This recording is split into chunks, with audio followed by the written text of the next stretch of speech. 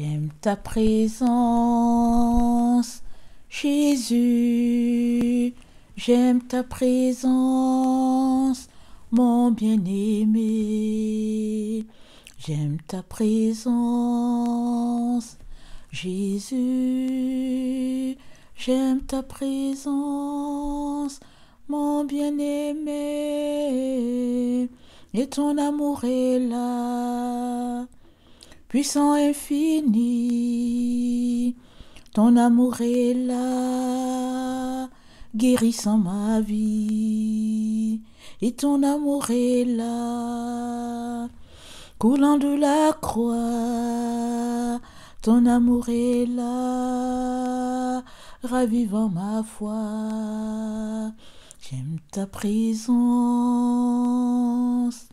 Jésus. J'aime ta présence,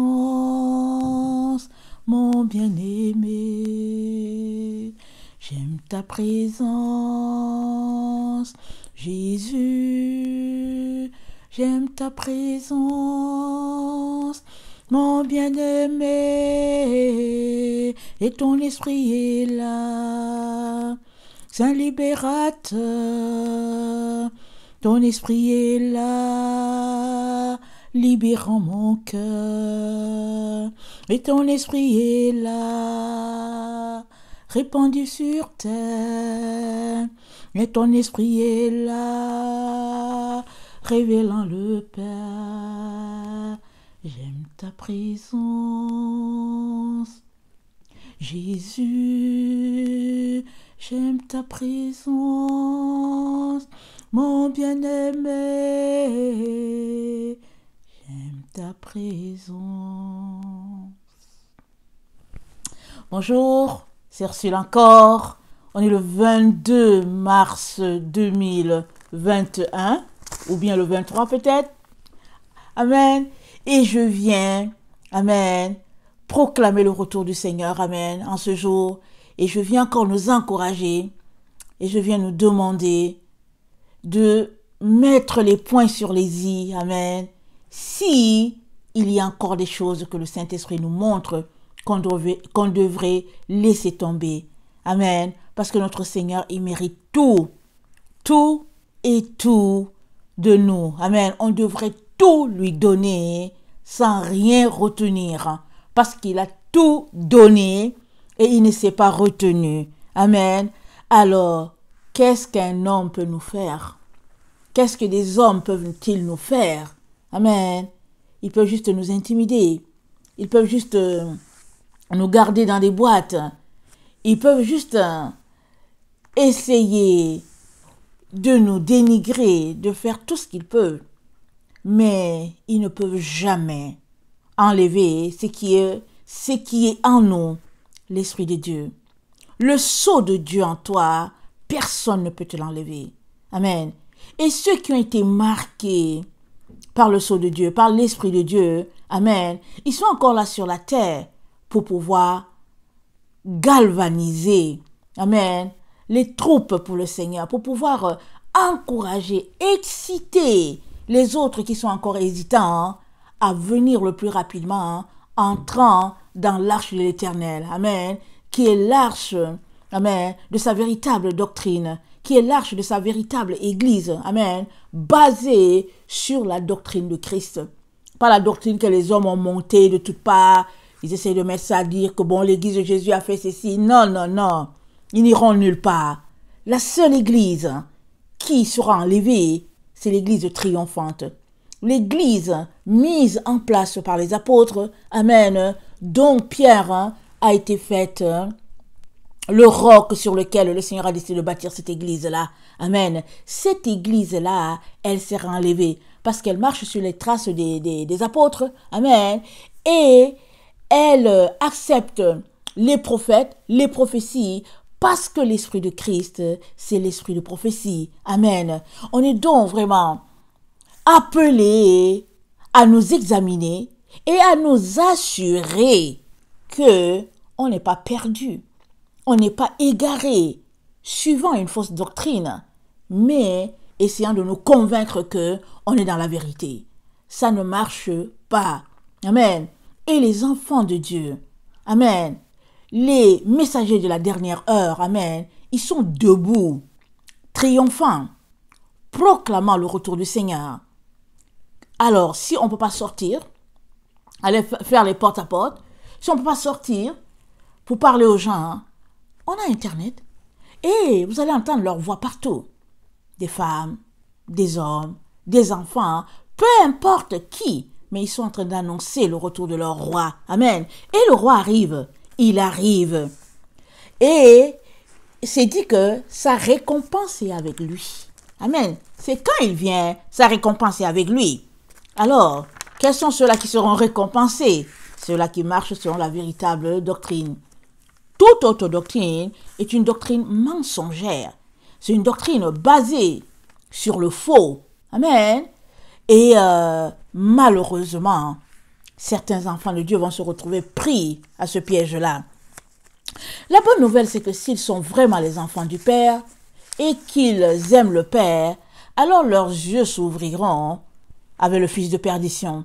Amen. Leurs yeux s'ouvriront quand il y aura l'enlèvement, quand un groupe aura disparu et que eux ils seront pas partis. Leurs yeux vont s'ouvrir. Ils vont accepter de mourir martyrs. Alors qu'ils auraient pu éviter tout cela peut-être. Ils auraient peut-être pu l'éviter parce qu'à l'enlèvement, c'est pas tout le monde qui va ressusciter. Amen. Il y en a qui seront vivants. C'est dit qu'il y en a qui seront vivants et Jésus va venir les trouver. Leur corps sera transformé devant eux.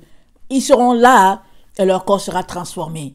Ils seront vivants. Amen. Mais de ce nombre, il y a aussi d'autres qui mourront. Peut-être ils vont faire quelques jours dans la terre, quelques mois, des petites années, peut-être quelques semaines, parce qu'on est vraiment dans ce temps-là où les choses vont se déclencher.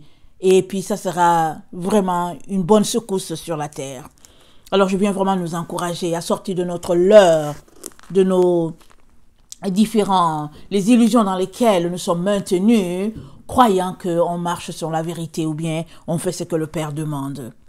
Alors, donc aujourd'hui je viens parler de « Il s'assiera dans le temple et se dira Dieu ». Ces derniers temps, on parle beaucoup de 2 Thessaloniciens 2. Amen. Alors quand je me suis levée ce matin, alors le Seigneur a voulu encore que j'apporte un enseignement là-dessus. Alors je viens donc, la fois dernière, je ne sais plus de quel aspect on avait parlé. Attendez, je regarde rapidement mes notes. Il n'y a pas longtemps, j'ai parlé de 2 Thessaloniciens. Voilà. J'avais parlé du mystère de l'iniquité qui est à l'œuvre. Amen. Et, le mystère de l'iniquité qui est à l'œuvre, voilà. Mais il y a une version qui dit le mystère de l'illégalité. Amen. Alors, la Bible dit mystère de l'iniquité. Et il y a une autre version qui dit illégal. La personne sera illégale, pas reconnue du Père, ne marchant pas selon les principes du Père, selon les bases de la doctrine de Christ. C'est pour cela que c'est une personne illégale. Mais elle va rassembler beaucoup de personnes, beaucoup d'enfants de Dieu. Cette personne va rassembler beaucoup d'enfants de Dieu. Ce sera toute une grosse machine sur la terre. Et nous savons que, il y a la bête qui est le leader politique. Nous savons qu'il y a le faux prophète qui est le pape. Mais nous savons aussi qu'il y a l'antichrist. Amen. Ça, c'est décrit dans Apocalypse 16. Amen. Alors, quand on lit souvent, c'est que il y a l'antichrist et puis il y a le faux prophète et tout. Mais dans Apocalypse 16, on a un détail. Amen. C'est juste à cet endroit-là qu'on voit les 3 personnes qui sont présentées. Amen. Et ça dit, Apocalypse 16, le verset 13, ça dit « Et je vis sortir de la bouche du dragon ». Voilà, la 3e personne, c'est le dragon. De la bouche de la bête, ça c'est le leader politique. Et la bouche du faux prophète, 3 esprits impurs semblables à des grenouilles. Alors, le dragon, c'est lui l'antéchrist. Alors, on va regarder ici, Apocalypse 13, et ça dit, le verset 11. « Puis je vis monter de la terre une autre bête. Et quand la Bible parle de la terre, c'est par rapport au ciel. Alors quand la Bible parle souvent de la terre, ça dit, j'ai vu monter la terre, ça dit, j'ai vu monter du groupe des chrétiens. La terre, ça fait souvent allusion aux gens de la foi. Amen. Le groupe les enfants de Dieu qui sont encore sur la terre, puisque les autres, ils sont au ciel. Amen. Alors j'ai vu monter la terre une autre bête qui avait 2 cornes, semblable à celle d'un agneau, et qui parlait comme un dragon. Alors, elle exerçait l'autorité de la première bête en sa présence, et elle faisait que toute la terre et ses habitants adoraient la première bête, dont la blessure mortelle avait été guérie. Alors, ici, on a 2 personnes en une. Amen. Un agneau qui est là, il a 2 cornes. Alors, un côté, c'est le dragon, et puis l'autre, c'est le faux prophète. On ne va pas entrer là-dedans. Je voulais juste apporter cette petite précision-là. Amen. Alors, les fausses doctrines, elles sont répandues tout autour de nous. En tout cas, avant que je n'arrive à cette compréhension-là, avant que le Seigneur ne m'intéresse ou bien ne m'appelle à enseigner en ligne, moi je savais tout simplement que les fausses doctrines, c'était les doctrines comme les Bouddhas, la religion musulmane, les Krishna, et puis, je sais plus, il y a toutes les Rose-Croix, la franc-maçonnerie, toutes ces affaires-là où on présente un peu Christ et puis comme un prophète, un bon maître, et puis bon, toutes ces doctrines fausses-là, je pensais que c'était juste elle. Amen. Je ne m'étais pas arrêtée jusqu'à ce que, un jour en creusant, amen, je me suis rendu compte que, mais non, la franc-maçonnerie, la Rose-Croix et toutes ces doctrines fausses-là avaient infecté l'Église de Jésus. Amen. Et finalement, j'étais rendue à l'évidence que toutes celles-là même qui disent qu'elles sont Église de Jésus-Christ, plusieurs sont des sectes. Plusieurs sont qualifiés de sectaires. Si on compare la doctrine de Christ à tout ce qui se passe dans les églises de Jésus-Christ aujourd'hui. Amen. Alors, chemin faisant, je me suis rendu compte tout simplement que on ne peut pas changer la véritable doctrine de Christ. Elle est ou bien elle n'est pas. Et pourquoi est-ce qu'il a fallu que je me retrouve, après tant d'années avec Jésus, à arriver à cette conclusion-là? C'est parce qu'à partir de ce moment où Dieu m'a appelé à enseigner, je suis toujours dans les Écritures, je suis constamment en train de chercher pour comprendre. Et là, j'ai compris que non, Seigneur, on ne peut pas continuer de te bafouer, te mépriser. On ne peut pas continuer dans l'adultère spirituel et se convaincre qu'on est dans la vérité. Allons-y lire Apocalypse 2. Apocalypse 2 nous parle d'une vérité qu'on semble ignorer, mais c'est un fait. C'est répandu dans le milieu des enfants de Dieu, mais on fait comme si on ne le voit pas. On s'exclut, on se dit que ça ne nous concerne pas. Alors, on va lire la lettre de Jésus-Christ à l'église de Thyatire. Voilà ce que ça dit. Écrit à l'ange de l'église de Thyatire. Voici ce que dit le Fils de Dieu, celui qui a les yeux comme une flamme de feu et dont les pieds sont semblables à de l'airain ardent. Je connais tes œuvres, ton amour, ta foi, ton fidèle service, ta constance et tes dernières œuvres plus nombreuses que les premières. Mais ce que j'ai contre toi, c'est que tu laisses la femme Jézabel, qui se dit prophétesse, enseigner et séduire mes serviteurs pour qu'ils se livrent à l'impudicité et qu'ils mangent les viandes sacrifiées aux idoles.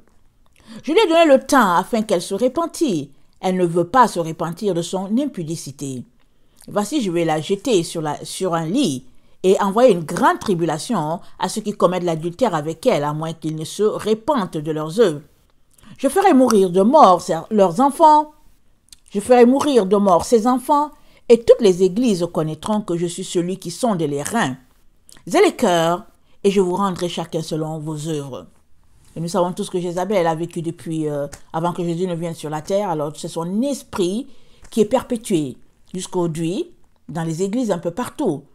Mais, écoutez bien, Jézabel n'a rien à faire dans l'église. Ce n'est pas sa place dans l'église.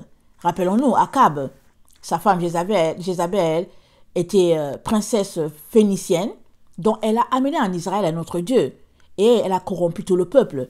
Alors le peuple s'est retrouvé à adorer d'autres dieux, et puis avec Baal, on se rappelle que c'est sous Jézabel et puis Akab que les prophètes ont été égorgés par Élie.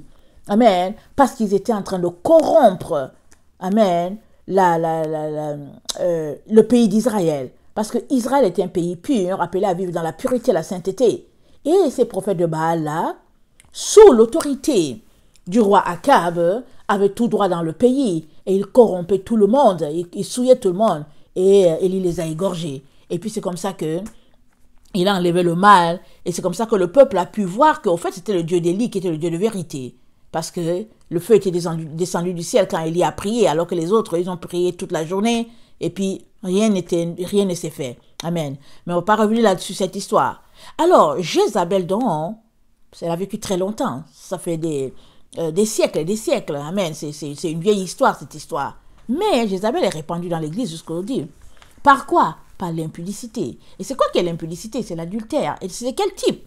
Le simple fait d'ajouter à ce que Jésus-Christ a dit, ou bien à ce que les apôtres ont dit, le simple fait d'ajouter quelque chose, le simple fait d'ajuster, c'est-à-dire que de mettre de l'eau pour pouvoir, alléger ce qui a été dit par les apôtres, c'est de la prostitution, c'est de l'adultère.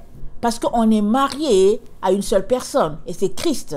Il n'y a pas une autre doctrine. On ne peut pas suivre quelqu'un d'autre. On ne peut pas suivre une autre doctrine. On ne peut pas amener un autre état afin de se sentir bien dans notre chair. Parce que qu'est-ce qui se passe? Ce qui se passe, c'est que les gens essayent de trouver un juste milieu, essayent de se trouver bien, de se sentir bien. Et puis, quand la chose semble trop compliquée, alors on trouve par exemple que bon, c'est compliqué, il y a des zones grises, alors il faudrait vraiment ajuster et puis mettre un certain équilibre. Mais Jésus-Christ ne nous a jamais parlé d'un certain équilibre. Il nous a dit de suivre sa voie. Il nous a dit, si quelqu'un veut venir après moi, qu'il renonce à lui-même, qu'il se charge de sa croix et qu'il me suive. C'est ça qu'il a dit. Alors nous sommes appelés à renoncer à qui nous sommes, amen, à ce que nous sommes appelés à renoncer. Et après, nous sommes appelés à prendre notre croix. Amen, chacun a une croix. Et après, nous sommes appelés à suivre Jésus.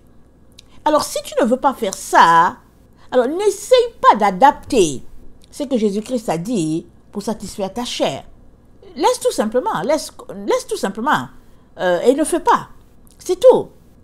Que de dire, ok, je suis Jésus, mais à ma manière. Et ça, c'est de l'adultère. Ça, c'est de l'impudicité. Et le Père, il dit, tous ceux-là qui commettent l'adultère avec Jézabel, alors ils récolteront la mort.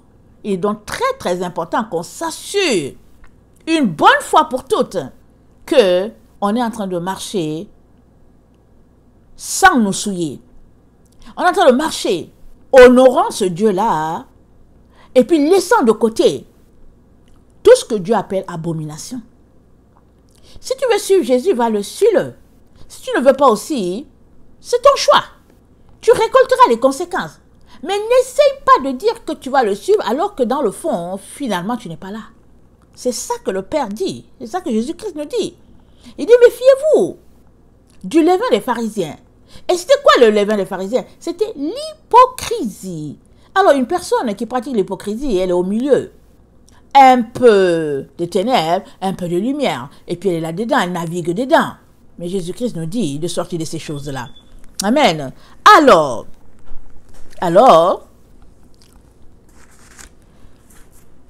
on va...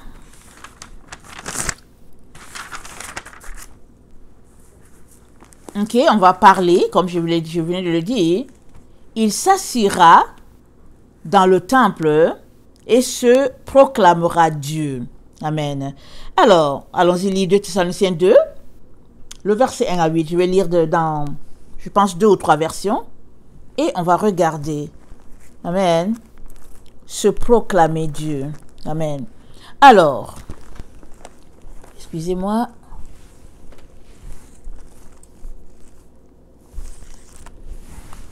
Je vais lire dans la version, je pense, Parole de vie. Je sais plus. Attendez.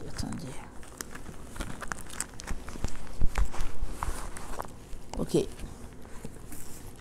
Alors, 2 Thessaloniciens 2, le verset 1 à, je pense, 4. Au sujet de la venue de notre Seigneur Jésus-Christ et auprès de lui, de notre rassemblement, nous vous le demandons, frères, faites en sorte de ne pas trop vite perdre tout sens critique et de ne pas trop facilement être alarmé par une manifestation du souffle, une parole ou un écrit censé venir de nous et voulant faire croire que le jour du Seigneur serait déjà arrivé. Ne laissez personne, autrement dit, vous tromper à ce propos de quelque manière que ce soit. Auparavant, en avant, doit venir l'apostasie et se révéler le hors-la-loi, le fils de la perdition, l'universel opposant, celui qui se rebelle contre tout ce qui s'appelle Dieu ou objet de culte et va jusqu'à s'asseoir en personne dans le sanctuaire de Dieu, s'auto-proclamant Dieu. Vous n'avez pas oublié, n'est-ce pas, que lorsque j'étais auprès de vous, je vous mettais déjà en garde contre tout cela. On va s'arrêter là. Alors, je ne sais plus c'est quelle version. En tout cas, compliqué de trouver la version de ce livre-là. Et cette fois-ci, j'ai une version Parole de vie. Amen. Et puis, dans le français courant, je pense. Alors, frères et sœurs, notre Seigneur Jésus-Christ va venir. Et nous serons rassemblés auprès de lui. À ce sujet, voici ce que nous vous demandons. Si quelqu'un vous dit que le jour du Seigneur est arrivé, n'allez pas perdre la tête trop vite. Ne vous laissez pas effrayer. On peut vous donner une nouvelle comme une parole qui vient de Dieu, ou bien comme une parole ou une lettre qui vient de nous. Ne laissez personne vous tromper par n'importe quel mensonge. Et en effet, ce jour n'arrivera pas avant la grande révolte contre Dieu. Le mauvais, celui qui est condamné, doit d'abord se faire connaître. C'est l'ennemi. Il s'opposera à tout ce qui est saint et à tout ce que les gens adorent. Il osera s'asseoir lui-même dans le temple de Dieu et affirmera qu'il est Dieu. Amen. Alors, je lis une autre troisième version, Louis II, la version que on lit souvent, que je lis souvent. Amen. Que personne ne vous séduise d'aucune manière, car il faut que l'apostasie soit arrivée auparavant et qu'on ait vu paraître l'homme du péché, le fils de la perdition. L'adversaire qui s'élève au-dessus de tout ce qu'on appelle Dieu et de ce qu'on adore, jusqu'à s'asseoir dans le temple de Dieu, se proclamant lui-même Dieu. Ne vous souvenez-vous pas que je vous disais ces choses lorsque j'étais encore chez vous? Donc voilà, il y a quelqu'un qui va venir. Alors là, dans une version, on a dit le mauvais, on l'a appelé le mauvais. Dans une autre version, on l'a appelé le hors-la-loi. Et dans cette version-ci, on l'appelle le fils du péché, l'homme du péché, le fils de la perdition. Amen. Et puis les anglophones, ils aiment dire the lawless one, c'est-à-dire l'homme qui est sans loi là. Alors je trouve que the lawless one, ça va très bien avec le hors-la-loi, vraiment là. Alors quelqu'un qui marche comme il veut, amen, qui se dit enfant de Dieu et qui fait ce qu'il veut, qui marche comme il veut. Alors, il fixe les choses selon son entendement, selon sa compréhension. Et puis bon, voilà. C'est en ce sens-là qu'il dit qu'il est Dieu. Parce qu'on peut ouvrir la bouche, dire, je suis Dieu, je suis Dieu. Mais aussi, on peut ne pas ouvrir la bouche. Mais nos actions montrent qu'effectivement, on se croit Dieu. Effectivement, on pense qu'on est Dieu. Effectivement, on pense qu'on peut changer les choses. Alors, il y a des gens qui changent les choses. C'est-à-dire, ils vont le mettre et puis ils vont l'expliquer selon leur compréhension. Voilà, c'est pour cela que la Bible dit qu'il n'y ait pas beaucoup d'enseignants. Qu'on fasse très attention. Parce que, en enseignant, on peut conduire les gens vraiment très loin de Dieu. Alors, il dit de faire très attention. Parce que, la Bible dit, c'est la révélation de la parole de Dieu qui est claire. Le psaume 119, le verset 105. Psaume 119, 119 et le verset 105. C'est la révélation de la parole de l'Éternel qui est claire. Ça veut dire quoi? Ça veut dire que si l'Esprit Saint ne t'a pas révélé la parole, tu peux l'expliquer très mal. Parce que tu ne peux pas expliquer une parole en dehors du sens du Saint-Esprit. Amen.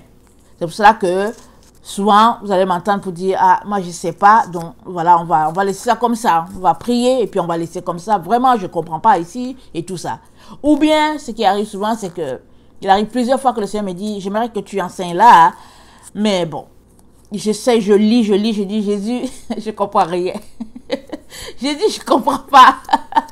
Alors, je peux lire et lire et lire plusieurs fois le même passage, souvent même pendant plusieurs semaines et plusieurs mois. Et un jour, le Seigneur envoie la révélation. Amen. Alors, je lis plusieurs versions, j'ouvre la Bible, les différentes versions. Et puis bon, aussi, souvent, je peux aussi aller regarder dans la Torah. Et par la grâce de Dieu, quand je tombe aussi sur une version araméenne, je suis contente et tout.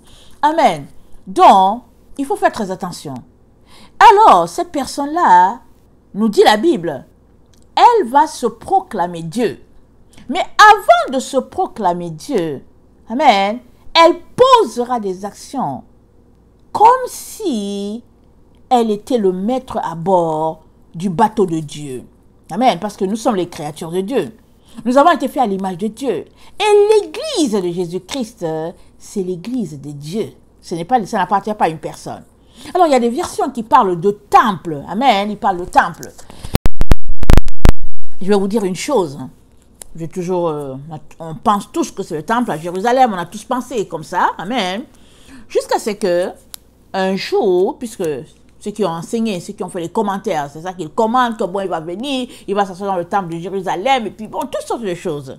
Alors, un jour, moi aussi, c'est ça que j'enseignais. Amen. Parce que, voilà, le Seigneur m'a dit, va avec la force que tu as.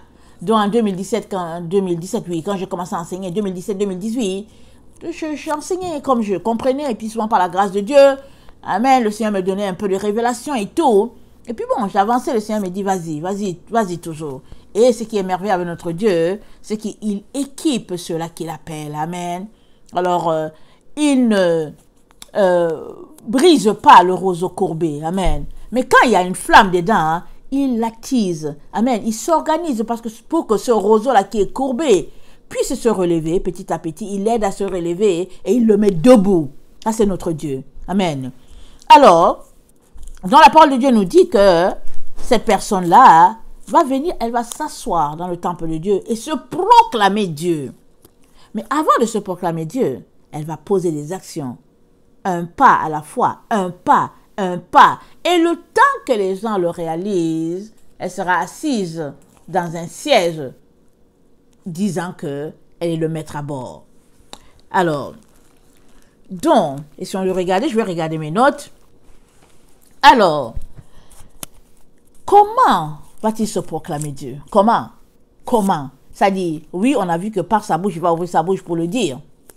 Certainement, peut-être après l'enlèvement, peut-être, qu'il va le dire. Mais avant cela, il va se proclamer Dieu. Mais comment? Parce que s'il y a un être humain qui vient ici, qui dit, oh, je suis Dieu, tout le monde va se moquer de lui. C'est ça? Les gens vont se moquer, les gens vont dire, ha. Ils vont rire. Ils vont dire, hey, il y a quelqu'un là-bas qui dit qu'il est Dieu, et tout le monde va se moquer. Parce que on est tous l'esprit bien, je veux dire, quand même ouvert, entre guillemets. Amen. Mais dans ce temps-là où beaucoup vont aller prendre le vaccin, ils seront comme des zombies. Déjà, excusez-moi de rire. Déjà que quand on a faim là, souvent on est déjà comme, on est entre deux là. Et quand la personne est en avant, elle prêche, on fait des efforts pour maintenir nos yeux ouverts. On les frotte, on essaie. Et puis on se dit, il n'a qu'à vite finir et puis on va partir. Surtout si on est étudiant. On a faim, on est entre deux. Alors, imaginez des personnes qui ont pris le vaccin. Alors, il y a une personne en avant qui va leur montrer qu'elle connaît, surtout qu'on est dans un temps où il faut exposer le savoir humain. Elle va montrer qu'elle connaît et les gens vont boire à son eau, à l'eau de cette personne-là. Et donc, mais comment va-t-elle faire, cette personne-là? Amen. Allons-y lire Ézéchiel 28, le verset 1 à 2, je pense. Oui, Ézéchiel 28, le verset 1 à 2. On va encore lire excusez, on va encore lire les 3 versions, ok? Ézéchiel 28, le verset 1 à 2, c'est dit: La parole de l'Éternel me fut adressée en ces mots. Fils de l'homme, dis au prince de Tyr, ainsi parle le Seigneur l'Éternel. Ton cœur s'est élevé et tu as dit, je suis Dieu. Je suis assis sur le siège de Dieu, au sein des mers. Toi, tu es homme et non Dieu. Et tu prends ta volonté pour la volonté de Dieu. Amen.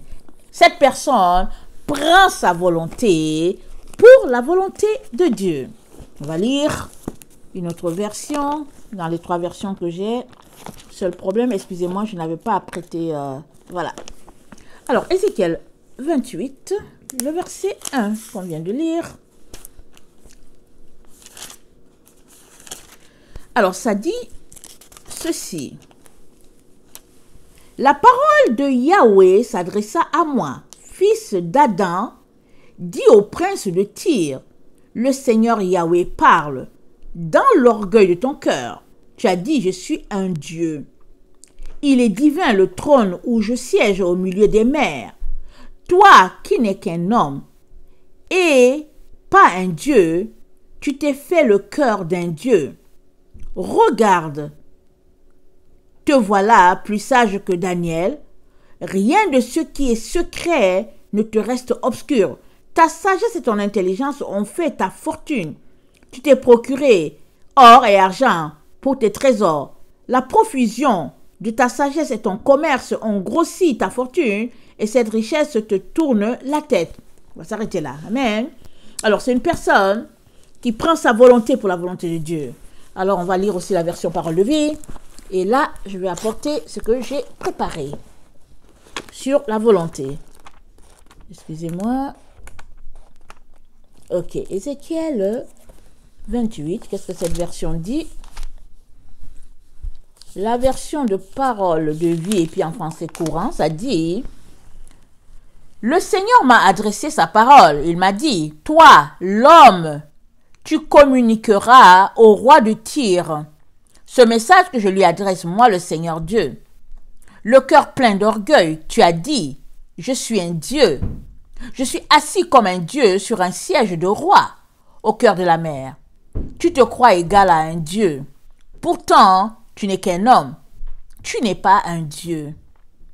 Tu te crois plus sage que Daniel. Tu penses que tu peux comprendre les choses les plus mystérieuses. Grâce à ton habileté et à ton intelligence, tu t'es fait une fortune. Tu as amassé de l'or et de l'argent dans tes trésors. Grâce à tes grandes connaissances dans les affaires commerciales, tu as augmenté ta richesse et cette richesse a rempli ton cœur d'orgueil. C'est pourquoi voilà ce que je te dis. Moi, je suis Seigneur Dieu. Tu te crois égal à un Dieu. À cause de cela, je vais envoyer contre toi des étrangers, le peuple le plus violent de tous. Ils détruiront par l'épée les beaux produits de ta sagesse. Amen. Donc, c'est une personne qui se croit Dieu. Elle se croit Dieu par sa volonté. Alors, je suis allée taper dans la concordance, amen, hébraïque. Alors, elle prend sa volonté comme celle de Dieu. Donc, volonté, c'est 3, 8, 2, 0. 3, 8, 2, 0. Alors, c'est l'être intérieur. C'est l'âme de la personne. Ce sont les entrailles de la personne, les profondeurs de la personne. Et quand la Bible parle d'âme de la personne, c'est qu'elle est en train de dire tout ce que tu es en tant que personne. C'est-à-dire que tout ton être, tout le bagage que tu es, quand la Bible parle d'âme, quand la Bible parle de tes entrailles, elle est en train de dire que, en tout cas, ce qui fait que tu es comme ça, là, c'est ça, c'est-à-dire ta propre personne, il n'y a rien à cacher là-dedans, tout ton être. Alors, cette personne-là donc prend sa personne-là, son être, ses entrailles, comme si, au fait, elle était Dieu.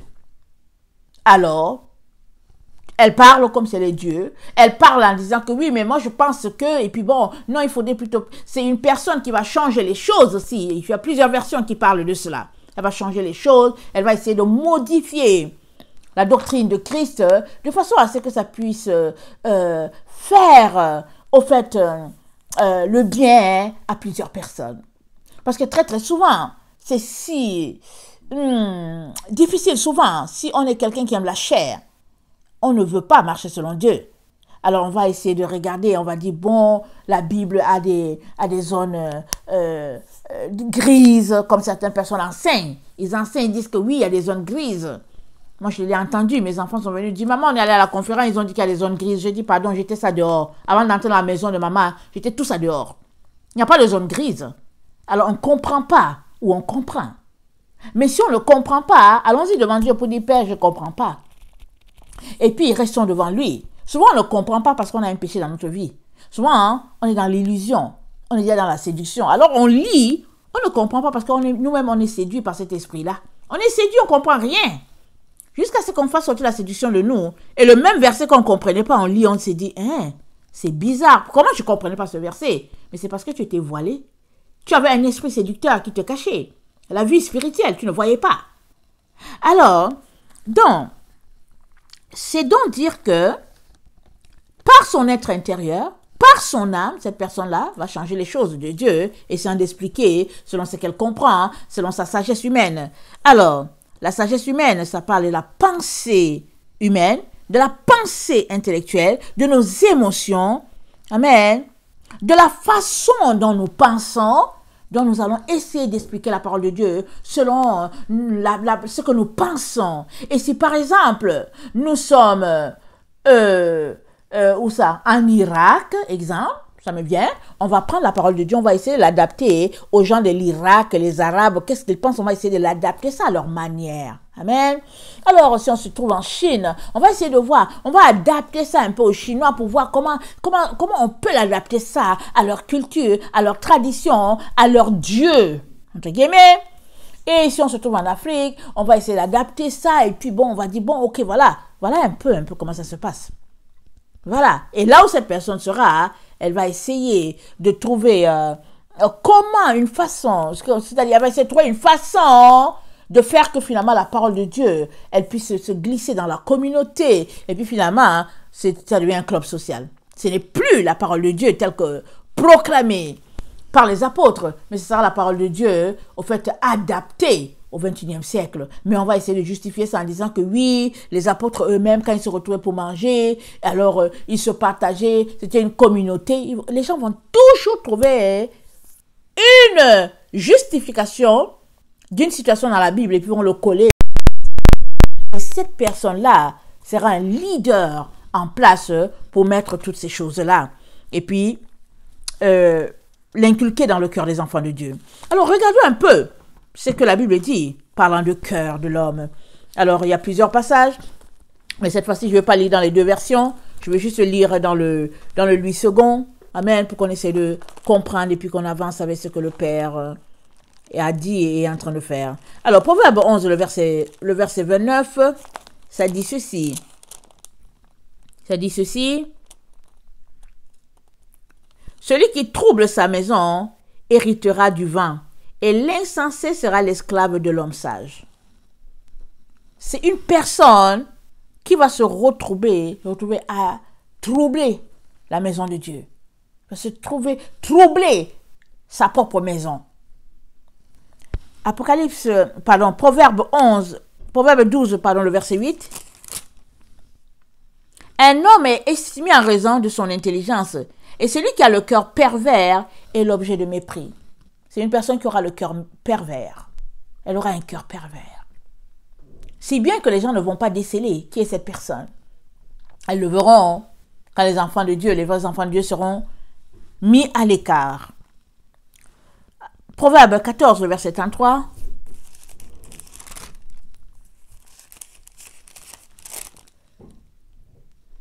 Dans un cœur intelligent repose la sagesse, mais au milieu des insensés, il se montre à découvert. Là où il y a un insensé, il montre son cœur. Alors cette personne-là va montrer son cœur. Mais puisque c'est des enfants de Dieu aveugles, ils ne vont pas voir. C'est pourquoi la personne va venir s'asseoir dans le temple. Elle est illégale. Elle va s'asseoir là, d'une manière illégale, dans le temple, dans la maison de Dieu. Alors, parlant de temple, j'étais en train de dire quelque chose, on dirait que l'idée m'a été enlevée, mais j'étais en train de dire quelque chose. Alors, quand je priais, Amen, on cherchait, Seigneur, où est le temple? Où est le temple? Voilà, je n'avais pas fini mon idée. Où est le temple, Seigneur? Alors un jour, le Seigneur m'a donné, je ne sais plus si c'était un rêve ou une vision. Alors, j'ai vu un rabbin qui marchait. Il allait en direction du temple, là où il y a la mosquée Alaska. Et il était en train d'aller, parce que c'est à cet endroit-là, approximativement, que les gens pensent que le troisième temple sera construit. Alors la personne marchait avec son petit chapeau, je ne sais plus comment on appelle ça. Mais sur lui, il y avait les noms des blasphèmes partout. Et le Seigneur m'a dit, est-ce que tu penses que c'est là que moi je vais aller? Avec des gens comme ça? Et ils attendent que les deux témoins de la fin viennent prophétiser ici. Le Seigneur m'a dit ça. Il dit, ma fille, regarde-les. Les noms de blasphème étaient partout, c'était écrit sur la personne. J'étais choquée. Parce que, après tout, c'est un rabbin. Mais c'est le Seigneur qui me l'a montré. Alors, le Seigneur m'a dit, il m'a dit, est-ce que tu n'as pas lu ce qui est écrit dans Luc 13? On va le lire rapidement. Luc 13, 33 à 35.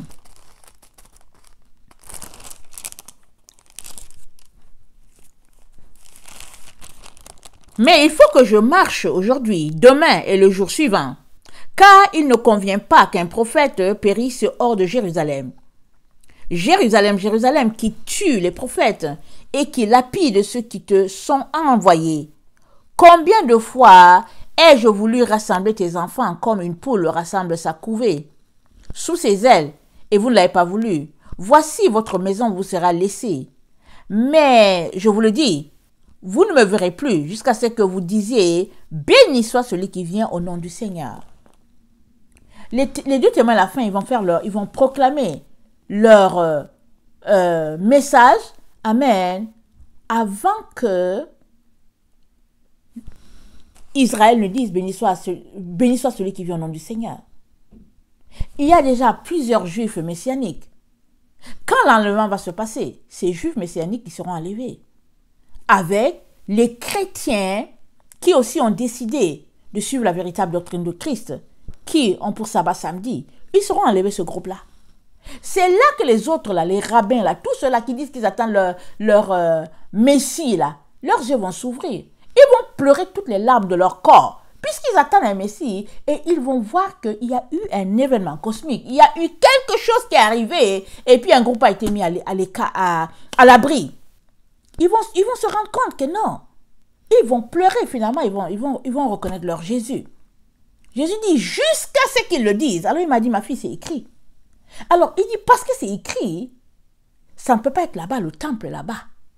Alors il dit, mes enfants ne savent pas, ils sont dans l'aveuglement, ils sont dans le leurre parce qu'ils ne lisent pas. Et quand ils lisent, ils ont leur pensée dans la tête. Si bien qu'ils n'arrivent pas à démêler les choses. Alors, où est le temple? Là, l'Antichrist va s'asseoir. Où est le temple? Ça peut être dans n'importe quelle église. Parce que le temple, c'est l'église.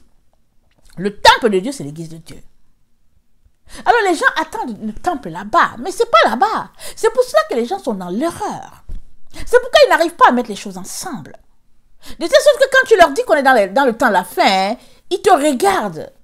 Ils sont là, ils te regardent, ils se disent... Qu'est-ce qu'elle connaît? Et puis elle avait nous parler. Elle sait quoi? Elle n'est pas là à l'école biblique. Et puis, elle connaît quoi? Ils sont remplis comme ça en ligne. Ils ne connaissent rien. Ils disent que voilà que Jésus arrive. Ils sont contents du fait que les conditions sont en train d'être allégées. Et ils pourront aller prendre leur vaccin. Ils pourront voyager. Mais une fois que tu prends ton vaccin là, tu es zombie, non?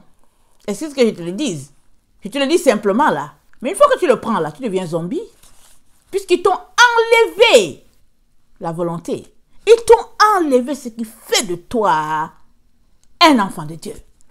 Parce qu'ils viennent de t'enlever, ou bien ils t'auront enlevé le Yahweh que tu portes dans ton ADN. Ils te l'auront enlevé. Ils te l'auront volé. Pour une affaire d'argent, pour une affaire de plaisir. Et c'est ça qui prouve que tu es carrément dans l'erreur, puisque tu es content de l'allègement des conditions de confinement, hein, parce que tu veux satisfaire ta chair. Tu veux voyager, aller dans les pays chauds, te mettre ton bikini ou bien c'est quoi, là, te balader là avec tes lunettes solaires en pensant que tu es in. C'est ça que tu veux. Alors, voilà pourquoi tu prends le vaccin. Séduction, tu tombes dans le piège de l'ennemi, c'est tout ce qu'il attendait. Beaucoup d'enfants tomberont dans ce piège-là. Et puis après, ils vont dire oui, Jésus arrive, Jésus arrive. Et quand Jésus va revenir maintenant, parce que Jésus va d'abord enlever son épouse, et quand Jésus va revenir maintenant là pour la guerre d'Armageddon, là en Israël, pour maintenant mettre Israël en sécurité et tout, là quand Jésus va revenir, et ils vont se dire Jésus arrive, mais Jésus va juste passer à côté, s'ils sont encore vivants. Jésus va passer à côté parce que tu auras pris la puce, tu ne ressens pas une personne qui l'a créé, ton ADN sera changé. Donc voilà. Maintenant là que tu es en train de m'entendre parler là, ferme la bouche ou bien la porte des plaisirs. Ferme la porte qui satisfasse ta chair. Ferme cette porte-là. Sors de ces choses-là, la satisfaction de la chair. Sors de là. Va chercher ton Jésus. Et prends ce que tu as là. Comme bien que Dieu t'a donné. Fais du bien à d'autres personnes qui sont dans le besoin. En faisant du bien à quelqu'un d'autre. En te dépouillant de ces choses-là. Tu es en train de sacrifier la chair. Et Dieu va te faire grâce. Il va mettre en toi une flamme. Plus tu te sépares de ces choses charnelles, plus la flamme, elle brille en toi. Et tu deviens de plus en plus amoureux de ton Seigneur, amoureuse de ton Seigneur. Sinon, tu restes pris dans la séduction. Et tu es content, tu dis, ah, enfin. Mais enfin quoi? Tu es en train de dire enfin à ta mort spirituelle. C'est à ça que tu es en train de dire. Tu dis, enfin, la mort spirituelle est là. Mais toi, tu ne sais pas. L'ennemi te fait croire que c'est du bien. Pourquoi? Parce que tu aimes ta chair. Tu l'aimes. Et tu te retrouveras là-bas. Alors donc, le temple, en tout cas, enlève de ta tête. Enlève le focus sur le temple, le troisième temple que les gens veulent bâtir. Enlève ton focus de là. Concentre-toi sur bâtir ton corps, qui est le temple du Saint-Esprit. Concentre-toi à le rendre sacré, à nettoyer ton corps, à l'intérieur comme à l'extérieur, de telle sorte que Dieu veuille demeurer dans ton corps, qui est le temple du Saint-Esprit, de telle sorte que Dieu puisse prendre plaisir à demeurer en toi.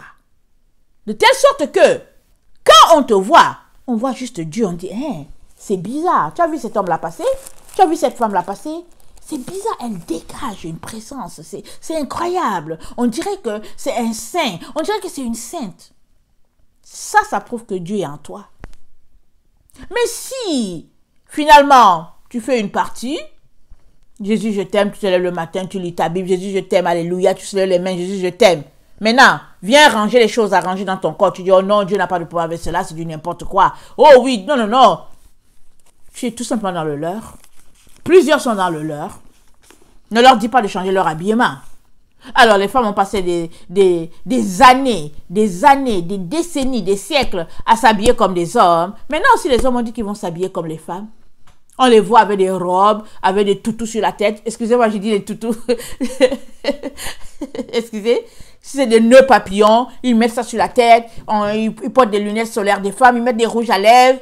Et puis, ça fait pitié. Ça fait vraiment pitié. Et tu le regardes. Tu te dis, mais qu'est-ce qui se passe? Tout cela, parce que le temps dans lequel nous sommes a mis l'accent sur le 6. L'homme, la personne, l'être humain. Ce temps dans lequel nous sommes. Alors, tout est centré sur l'homme. Le narcissisme, on t'élève, on élève l'homme, et puis bon, tu vois un homme qui est assis là, il essaie de regarder son visage dans le miroir pour enlever les boutons, et puis ils sont là, je dis pas, écoutez, excusez-moi, tu regardes le culte de la personne, voilà le mot, le culte de la personne, mais sors de là, Parce que si tu es centré sur toi, voir comment tu es beau, et puis bon, voilà, tu n'es plus centré sur Jésus. Et comme tu n'es pas centré sur Jésus, alors ce qui fait ton plaisir va attirer ta personne. Et chaque jour, tu vas courir en direction de l'endroit où on prône le bien de ta chair. Tu vas voyager, tu auras une belle villa, tu auras une belle voiture, tu seras comme ça, tu seras leader de ceci, et puis bon, voilà. Et te voilà pris au piège. Alors, si tu es un enfant de Dieu, tu vas te retrouver à avoir pour leader l'Antichrist. Tu l'auras comme leader. Et il va s'asseoir dans le temple de Dieu. Il va se proclamer Dieu. Il va s'asseoir dans l'église de Dieu. Enlevons le mot temple. Il va s'asseoir dans l'église de Dieu. Il va se proclamer Dieu. Mais les églises de Dieu, là, il y en a par milliers sur la terre. De l'Afrique en Chine, de l'Europe en Australie, c'est répandu. Du Maroc, je sais pas, même dans les pays musulmans, dans les endroits les plus reculés qu'on ne pense pas qu'on va trouver l'église de Jésus-Christ. L'église de Jésus-Christ est là-bas. Mais seuls ceux-là qui viennent devant lui, dans le renoncement, à quatre pattes dans leur prière, l'humiliation, le suppliant pour dire Seigneur Jésus, aie pitié. Seigneur, aie pitié. Seuls ceux-là vont réussir à échapper. Les autres qui viennent avec leurs gros sabots, qui disent attendez, je vais vous enseigner ça. Attends, je vais démêler ça. Tous ceux-là, ils vont rester. Ils vont regarder les choses se passer. Ils vont pleurer. Et les plus courageux d'entre eux vont dire si j'ai raté ça, qu'est-ce qui me reste s'ils n'ont pas encore pris le vaccin? S'ils n'ont pas encore pris le vaccin, ils vont dire mais qu'est-ce qui me reste? Mais les autres, ils vont pleurer. Ben voilà, ils vont se dire, ok, puisqu'il m'a laissé, donc je m'abandonne complètement. Je me livre complètement à tout ce qui se passe afin de ne pas perdre de côté. Mais Jésus-Christ avertit encore aujourd'hui, dans ce temps où les gens s'alignent pour aller prendre le vaccin, comme si c'est une bonne chose, ils s'alignent, ils s'encouragent. Dans ce temps-là où les gens sont en train de s'encourager ils sont en train de s'encourager à aller pratiquer un suicide en catimini, je t'encourage à te retrouver du groupe de ceux-là qui prient. Je t'encourage fortement, parce que ça c'est un suicide en catimini, un suicide enrobé d'une belle pâte, d'un beau crémage sur le gâteau, avec une cerise dessus. Alors tu regardes ça, tu dis, Et quand tu vas ouvrir le gâteau pour le manger, tu vas voir que c'est rempli de vers de terre. C'est rempli d'asticots. Parce que finalement, le gâteau à fait, ça n'en était pas un au fait. C'était tout simplement le contraire. Mais l'illusion, l'effet optique t'a fait penser que tu avais le vrai gâteau. Mais dans le fond, au fait, tu viens de signer ton arrêt de mort. Tu viens de leur donner la permission de changer ton ADN. Et pire, tu viens de l'acheter. Amen. Leur poison. Tu viens de vendre ton âme. C'est ça l'histoire. Et c'est dommage. Et je viens aujourd'hui t'encourager pour te dire, mon frère, ma soeur. Mon frère, ma soeur, ressaisis-toi. Ressaisis-toi. Alors, tu ne tomberas pas sous les fougues de ce monsieur perdu-là. Est-ce que c'est un monsieur, est-ce que c'est une femme? Tu ne tomberas pas sous sa séduction. Tu ne tomberas pas.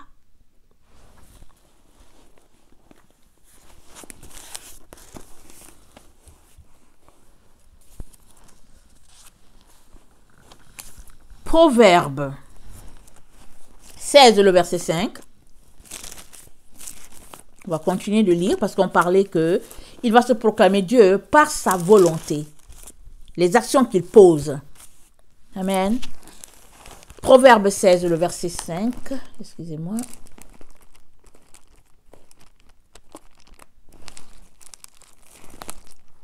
Ok.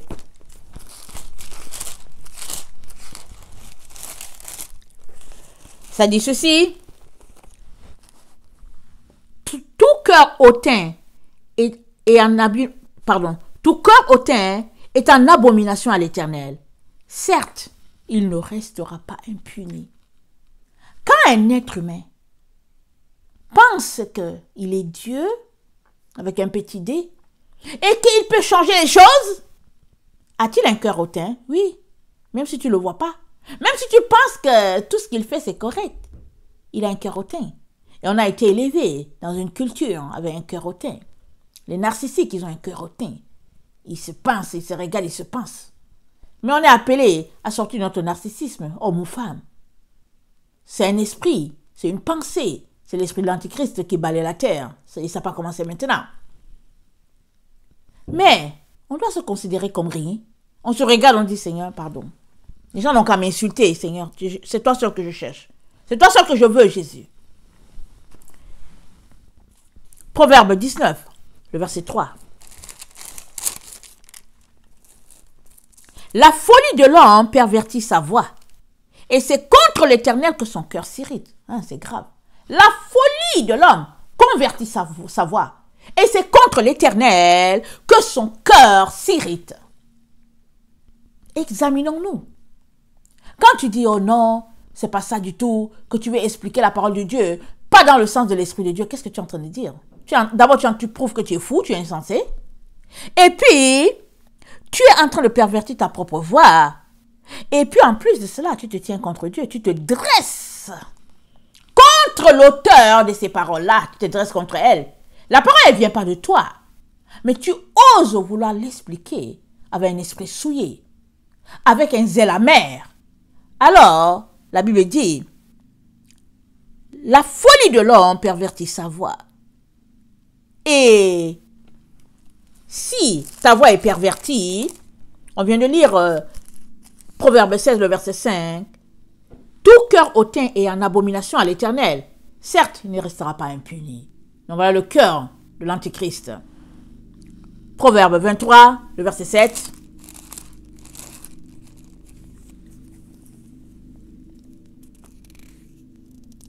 Je vais commencer à 6. Ne mange pas le pain de celui dont le regard est malveillant, et ne convoite pas ses friandises, car il est comme les pensées de son âme. Mange et bois, dit-il, mais son cœur n'est point avec toi. Son cœur n'est pas avec toi. Il te dit mange. Ah non, bois, il n'y a pas de problème. Mais la Bible nous dit, ne mange pas la nourriture d'une telle personne. Ça veut dire quoi? Ne marche pas avec une telle personne. Ne te tiens pas avec une telle personne. Pourquoi? Ses pensées sont comme son âme. Ses pensées sont comme son âme. Ses pensées sont souillées. Elles sont abominables. Et son âme est contre l'Éternel. Ne mange pas la nourriture d'une telle personne. Voilà un peu ce que cet homme-là sera. Le reconnaîtras-tu?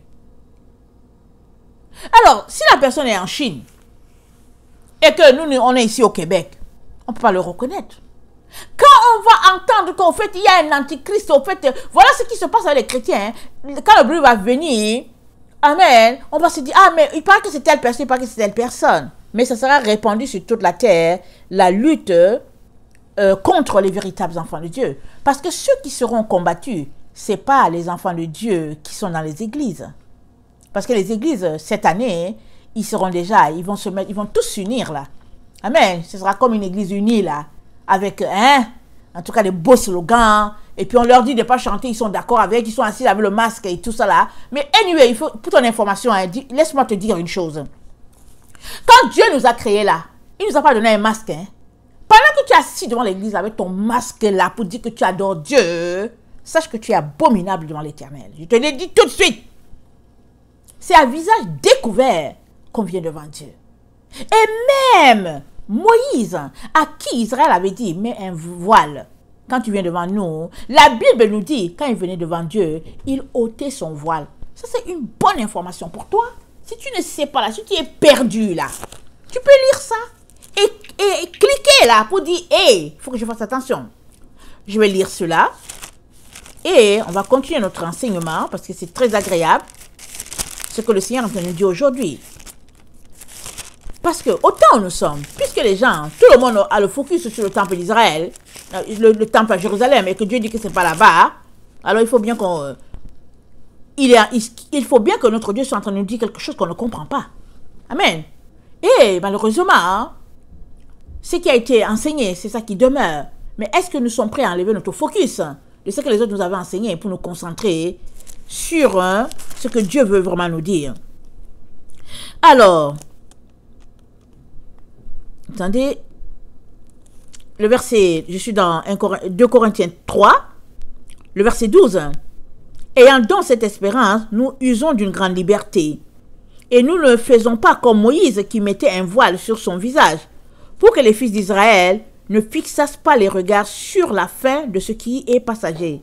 Pour que les fils d'Israël ne fixassent pas les regards sur la fin de ce qui était passager. Ils mettaient un voile. Or, la situation, c'était passager. C'était passagère. Et c'est dans la même situation qu'on est. Et le verset 14 dit, mais ils sont devenus durs d'entendement, car jusqu'à ce jour, le même voile demeure, quand ils font la lecture de l'Ancien Testament. Et ils ne se lèvent pas parce que c'est en Christ qu'il disparaît. Jusqu'à ce jour, quand on lit Moïse, un voile est jeté sur leur cœur. Mais lorsque les cœurs se convertissent au Seigneur, le voile est ôté. Et le Seigneur, c'est l'Esprit. Et là où il y a l'Esprit du Seigneur, là se trouve la liberté. Donc, ce n'est pas les enfants de Dieu qui sont dans les églises qui seront combattus, mais c'est ceux qui sont à l'extérieur. Alors, si tu es là assis dans une église avec tout le tralala, tous les règles, les lois et puis tout ce qui se passe autour, est-ce que tu sauras reconnaître le temps dans lequel nous sommes? Est-ce que tu sauras reconnaître que tes détracteurs sont autour? Amen. Parce que ce sera une situation un peu comme quand ils ont annoncé le Covid. Ça a été annoncé à un endroit et ça s'est répandu sur toute la terre à une vitesse éclair. Et ça aussi, ça fait partie des miracles dont l'apôtre Jean et puis l'apôtre Paul ont parlé. C'est des miracles mensongers. Parce qu'en leur temps, il n'y avait pas de réseau, il n'y avait pas Internet, les réseaux sociaux, il n'y avait pas tout cela. Il n'y avait pas la télévision. Et je vais lire 2 passages qui parlent de miracles, et c'est des miracles mensongers. On peut regarder dans Apocalypse 13. Alors, le verset 13, Apocalypse 13, le verset 13, ça dit ceci. Il opérait de grands prodiges, même jusqu'à faire descendre du feu du ciel sur la terre à la vue des hommes. Et il séduisait les habitants de la terre par des prodiges qui lui étaient donnés d'opérer en présence de la bête, disant aux habitants de la terre de faire une image à la bête qui avait la blessure de l'épée et qui vivait. Il opérait des prodiges.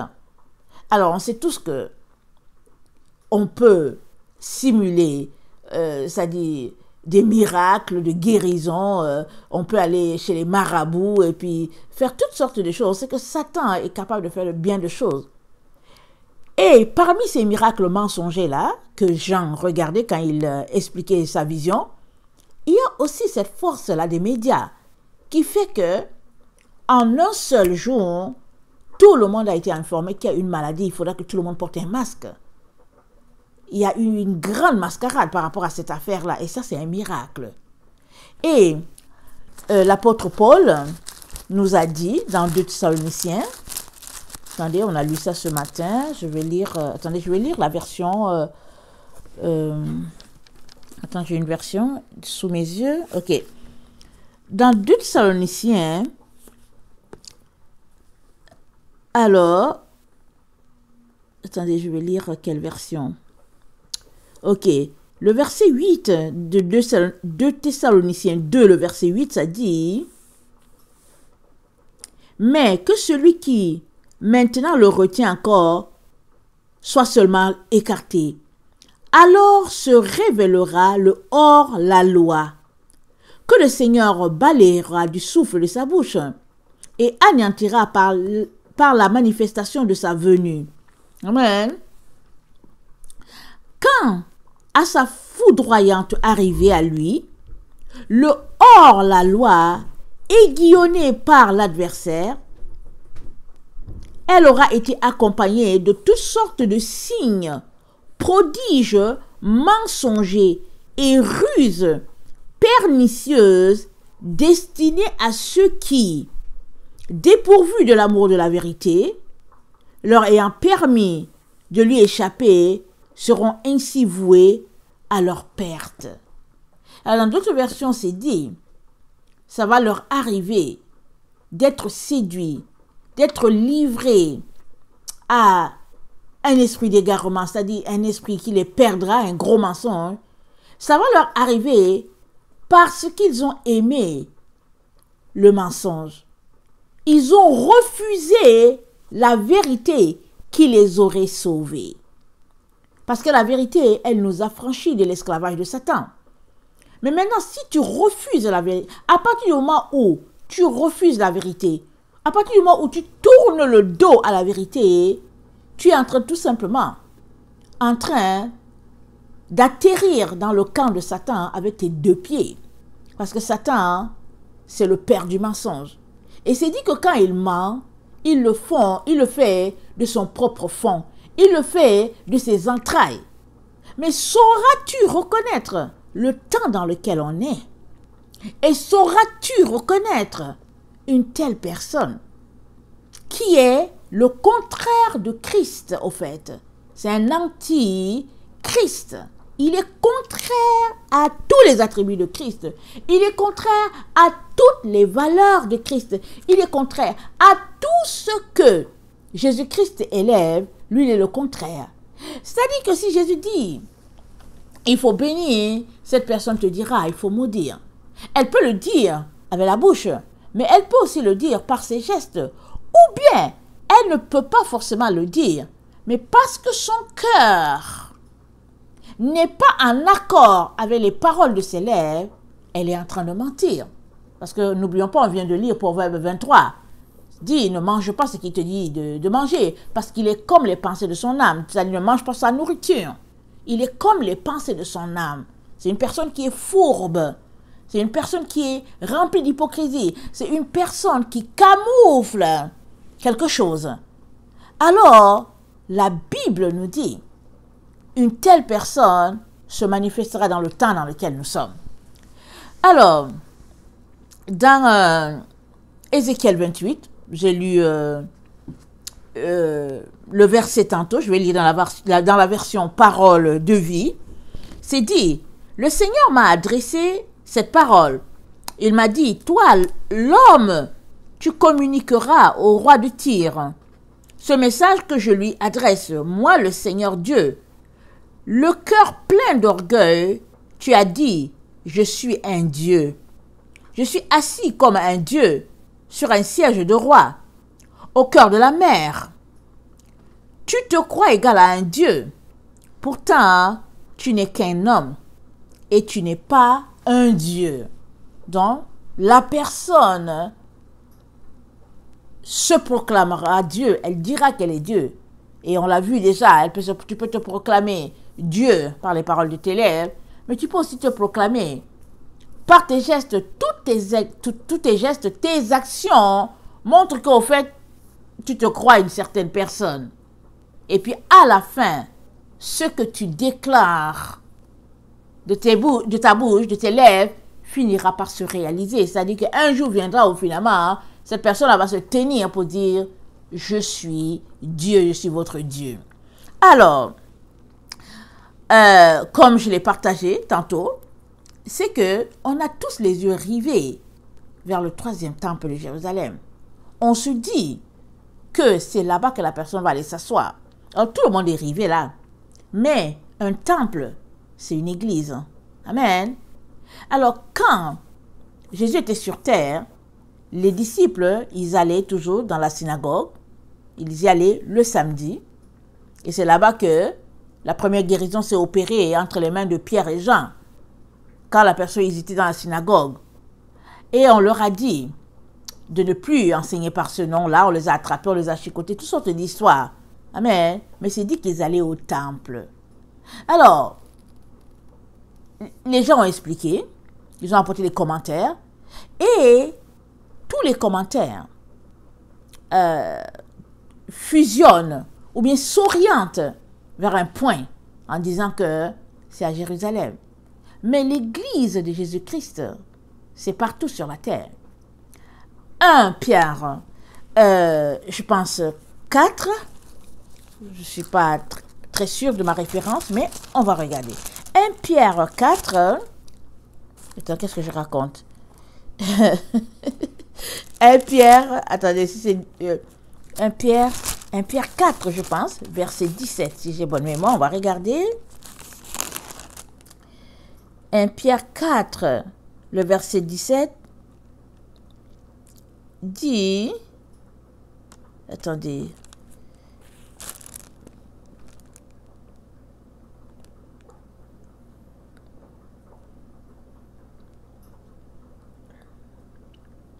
je ne vois pas le passage, mais c'est le passage qui dit, or le jugement commence par la maison de Dieu. Et si elle commence par la maison de Dieu, quelle sera notre fin? Amen. Je ne sais plus si c'est 1 Pierre ou bien 2 Pierre 3. Amen. Je ne sais plus exactement. Alors, donc, Pierre nous dit, c'est pas très grave si je ne trouve pas la référence, mais le passage, je l'ai cité, c'est dit, or le jugement commence par la maison de Dieu, et puis, si elle commence par la maison de Dieu, quelle sera la fin des autres? Et nous savons que la maison de Dieu, c'est l'église de Jésus-Christ. C'est l'église de Jésus-Christ. C'est ça la maison de Dieu. Puisque, on l'a lu dans Luc 13, dans Luc 13, le verset 33 à 35, je vais juste nous rappeler, on l'a lu, c'est que Jésus-Christ a dit à Jérusalem, il lui a dit, le verset 33, il lui a dit, mais il faudrait que je marche aujourd'hui, demain et le jour suivant, car il ne convient pas à un prophète qu'un prophète périsse hors de Jérusalem. Jérusalem, Jérusalem, qui tue les prophètes et qui lapide ceux qui te sont envoyés. Combien de fois ai-je voulu rassembler tes enfants, comme une poule rassemble sa couvée sous ses ailes, et vous ne l'avez pas voulu. Voici votre maison vous sera laissée. Mais je vous le dis, vous ne verrez plus jusqu'à ce que vous disiez, béni soit celui qui vient au nom du Seigneur. Et Israël, en totalité, va dire ça après l'enlèvement. Quand ils vont voir que l'enlèvement s'est passé, et que le fameux Messie qu'ils attendent là, en tout cas, parce qu'ils vont se faire attaquer, il y aura la guerre d'Armageddon qui va se passer là, après l'enlèvement. Ou bien est-ce qu'elle aura commencé avant l'enlèvement? Je ne sais pas. Mais la guerre d'Armageddon, c'est Jésus qui va venir pour les délivrer, là, à cet endroit. Mais avant que ça ne se passe, avant que cette guerre-là ne se passe, est-ce qu'elle a même déjà commencé? Parce que la guerre, ça commence toujours par une petite étincelle, et après ça grossit. Mais il y aura l'enlèvement. Et ceux qui seront enlevés, ce sera les Juifs messianiques, et puis les chrétiens de notre temps, hein, qui auront choisi de marcher selon les lois de Dieu, qui seront retournés au sabbat, le vrai sabbat de Dieu, pas le faux, et ceux qui sont morts dans le Seigneur. On dit, les morts dans le Seigneur vont ressusciter en premier, et nous qui sommes restés vivants, notre corps sera changé. C'est ça que l'apôtre Paul a dit. Alors, donc, le jugement commence par la maison de Dieu, mais ce n'est pas cette maison qui est là-bas. Ce n'est pas le temple là-bas à Jérusalem où les gens ne veulent rien savoir de Yahshua. Et je ne sais même pas si vous avez souvent entendu des Juifs souvent enseigner. Moi, j'ai souvent écouté les Juifs enseigner sur le Messie. Et tu t'arrêtes, tu te dis non, ça ne vaut pas la peine de continuer. Ils sont remplis d'orgueil. Et quand ils enseignent, ils bafouent très bien la personne de Jésus. Ils le méprisent. Et ils pensent que ce n'est pas lui. Alors Jésus-Christ dit, ta maison te sera laissée jusqu'à ce que tu dises, béni soit celui qui viendra au nom du Seigneur. Il dit, voici, votre maison vous sera laissée. Mais je vous le dis, vous ne me verrez plus jusqu'à ce que vous disiez, béni soit celui qui vient au nom du Seigneur. Donc Jésus-Christ va revenir encore là. Quand Israël va se mettre à soupirer après lui, et ça, ce sera après l'enlèvement. Amen. Mais Jésus-Christ a dit, votre maison vous sera laissée. Alors, la maison d'Israël, amen, a été laissée. Amen, a été délaissée par tout ce qui s'est passé. Donc, ce n'est pas par là-bas qu'on doit attendre que ce Messie proclamé là, c'est pas là-bas qu'on devrait l'attendre qu'il va aller dans le temple de Dieu. S'il va dans le temple de Dieu, qu'est-ce que ça peut bien faire à notre Seigneur? Le Seigneur a tourné le dos à la maison pour sa punition. C'est un père. Israël, c'est le premier enfant de Dieu. Israël, c'est son premier fils. Nous savons tout ça. Il dit, Jacob, c'est mon fils, c'est mon premier fils. Alors nous savons tous que Israël, c'est le fils de Dieu. Mais il a été laissé pour punition. Amen. Alors, ce n'est pas là-bas qu'il faudrait attendre que cet antichrist-là aille se mettre dans le temple de Dieu, se proclamer Dieu. Qu'est-ce que vous voulez que ça fasse? Parce que c'est pas ça que les Écritures disent. Les Écritures nous disent que, pour le moment, Jésus-Christ a dit, votre maison vous sera laissée. Alors la maison est laissée. Jusqu'à ce que toute la totalité d'Israël dise, béni soit celui qui vient au nom du Seigneur. Jusqu'à ce qu'ils disent que finalement, le Messie là, qu'on méprisait et tout, c'est Yeshua, Jésus-Christ. Alors, lisons un peu dans, je pense que c'est dans Éphésiens, parlant de la maison de Dieu. Dans Éphésiens 5, c'est dit, le verset 23, c'est dit, car le mari est le chef de la femme, comme Christ est le chef de l'Église, qui est son corps et dont il est le sauveur. Or, de même que l'Église est soumise à Christ, les femmes aussi doivent l'être à leur mari en toutes choses. De même que l'Église est soumise à Christ. Alors, le jugement de Dieu commence par la maison de Dieu, mais la maison de Dieu, c'est l'Église de Jésus-Christ. Et si l'Église est soumise à Christ, alors elle est son épouse.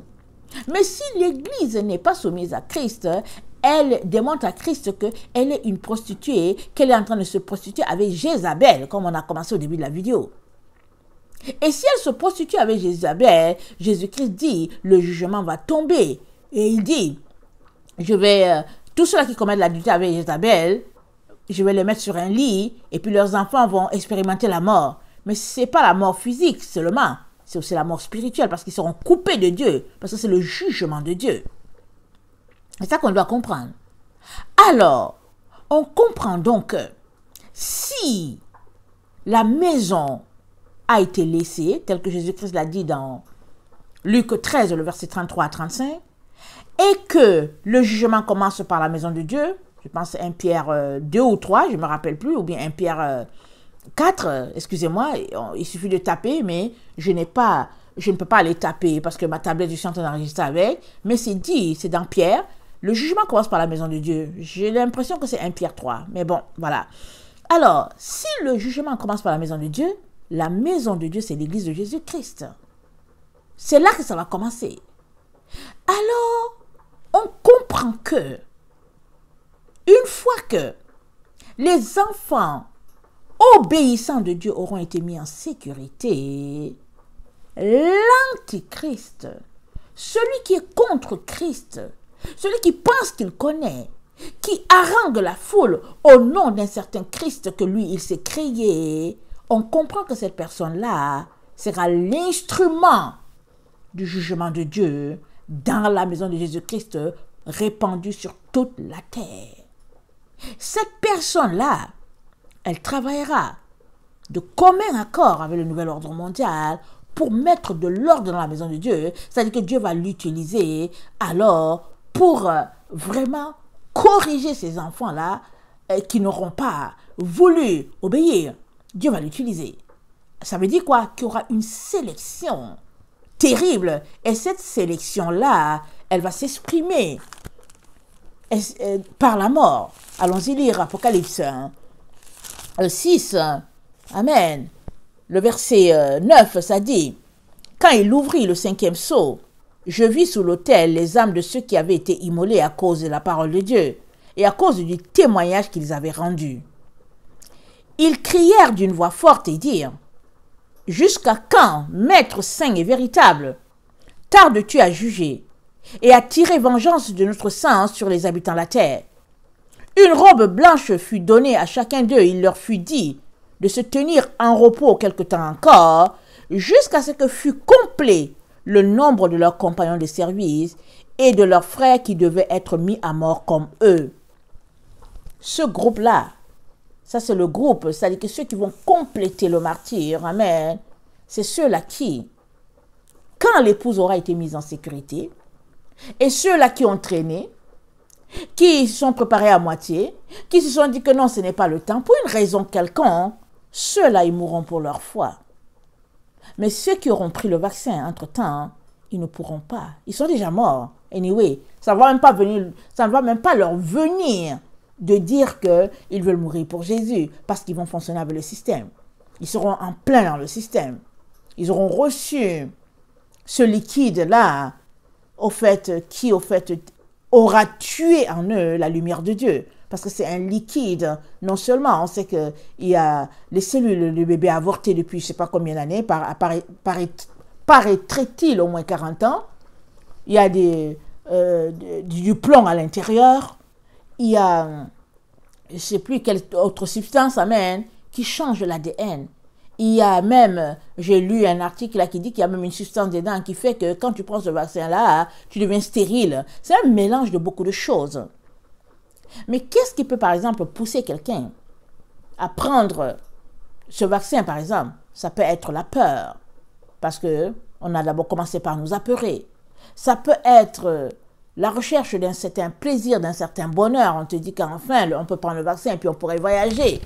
Alors, si ces personnes sont habituées à se satisfaire avec l'argent qu'ils ont, alors ils auront encore soif de reprendre cette vie-là, cette vie lascive aux yeux de Dieu, même si c'est une bonne vie pour les gens du monde, aux yeux de Dieu, c'est une vie lascive. Ils auront soif de reprendre cette vie-là où ils vont aller s'étendre au soleil.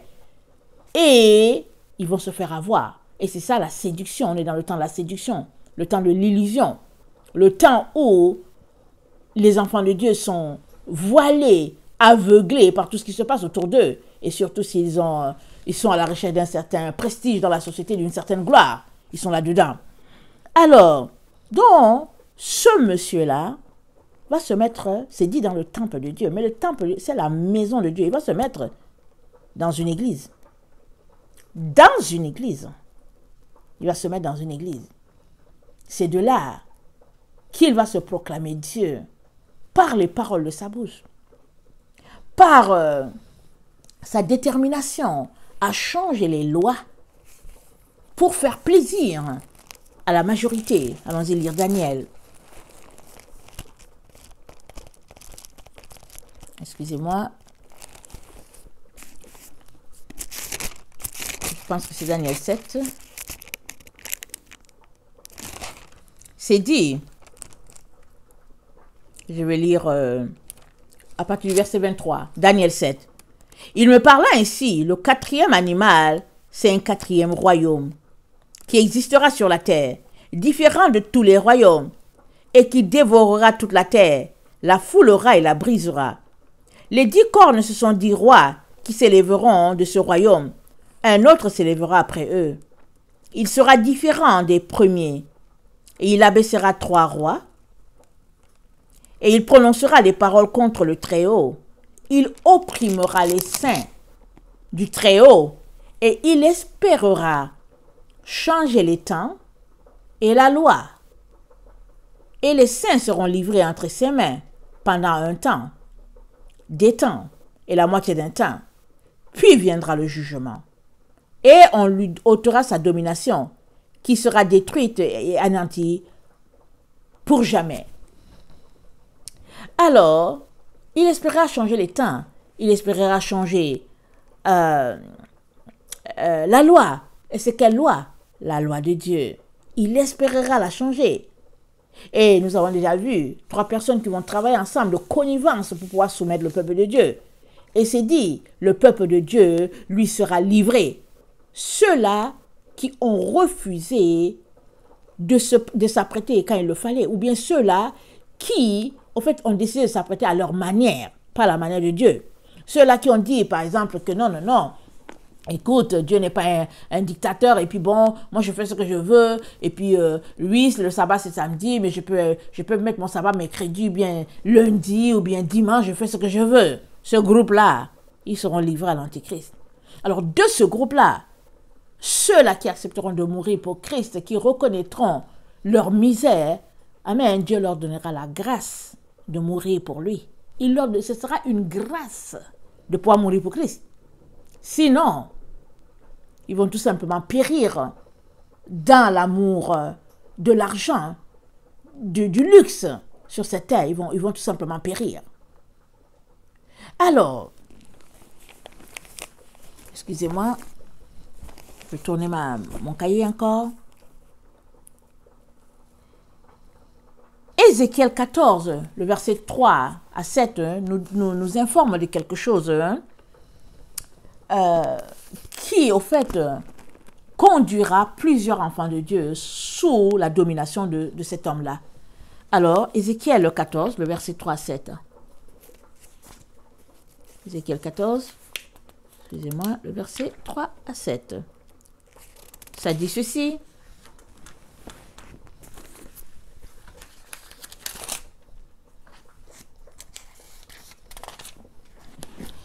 Ézéchiel 14, le verset 3 à 7.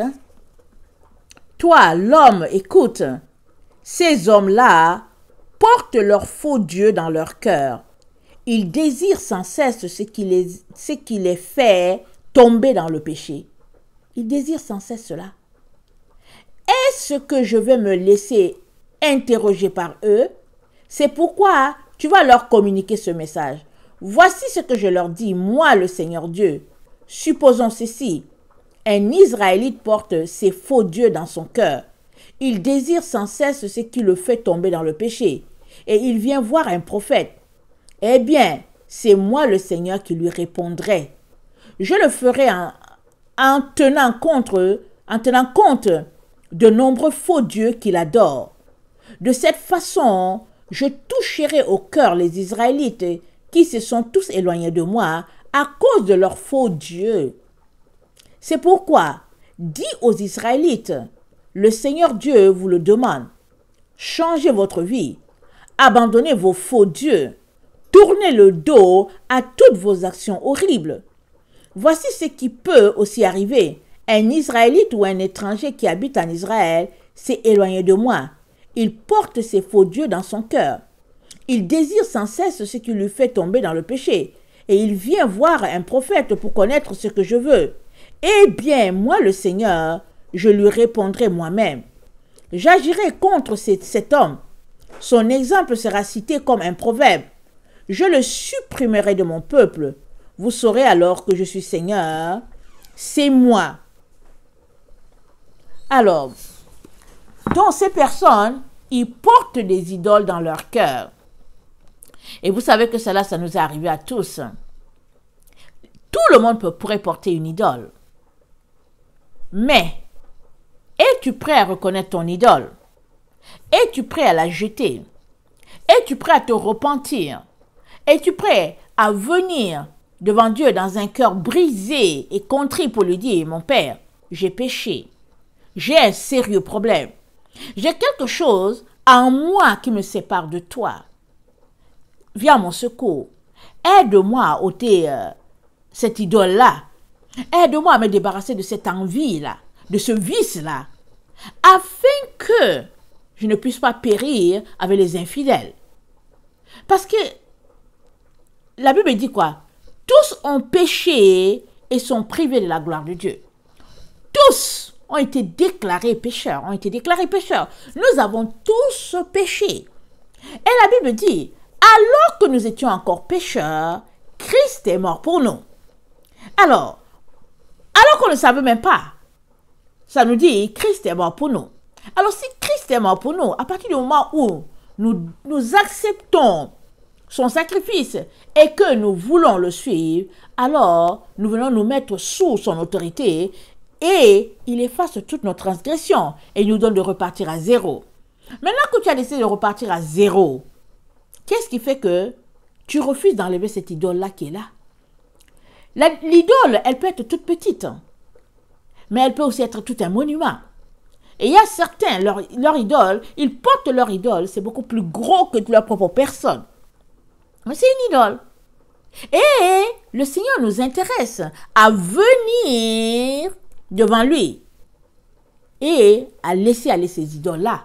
Sinon, on se retrouvera pris sous le contrôle de ce monsieur-là. Et c'est Dieu qui permet qu'une telle personne exerce une certaine autorité, un certain contrôle sur ses enfants. Pourquoi? Parce que il est question, ou bien parce qu'il aura été question d'un choix entre la vérité et le mensonge. Parce que c'est dit, parce qu'ils ont refusé la vérité qui les aurait sauvés, alors Dieu leur envoie une puissance d'égarement. Et une fois que tu es égaré, là, que Dieu a envoyé la puissance, c'est un dunamis, c'est une puissance qui fait que c'est pas toi qui décides de t'égarer ou pas. La puissance est là, elle t'envoie dans la voie d'égarement, elle t'aspire. Et tu es là-bas, de l'autre côté, égaré. Parce que alors que Dieu a appelé, tu as joué à la sourde oreille. Et cette personne-là aura tellement joué à la sourde oreille qu'elle aura mérité le titre de Apollyon. On va lire Apocalypse 9.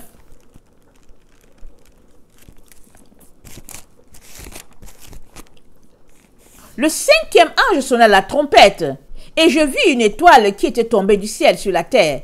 La clé du puits de l'abîme lui fut donnée. Il a la clé du puits de l'abîme, il a la clé de l'enfer. Dieu le lui a donné.